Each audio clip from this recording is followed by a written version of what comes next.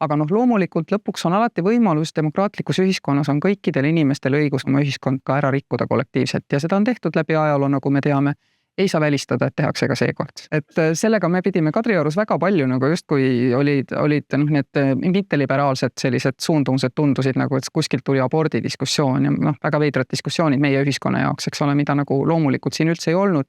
Ja kui sa küsisid, siis suur hulk neid abordivastased ei teadnud, et Eestis ei ole 3. trimestri abort lubatud, vaid see ongi 12. nädalal.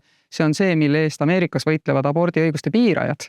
Et tuua see piir allapoole, eks ole, meil ta on suhteliselt mõistliku koha peal, eks ole, aga need inimesed, kes sellel teemal rääkisid, tegelikult seda ise, fakte ju ei teadnudki, eks ole. Nii et siin tekkis selline olukord, kus tundus, et ühiskond rikub midagi ära, mis meil on olnud ja siis sa peadki endale ütlema, aga lõpuks on see demokraatliku ühiskonna õigus. Me saime hakkama ja me ei rikkunud oma ühiskonda ära, aga vabalt oleks võinud joosta üle piiri, eks ole, ja oleks võinud midagi minna päris valesti, eks ole.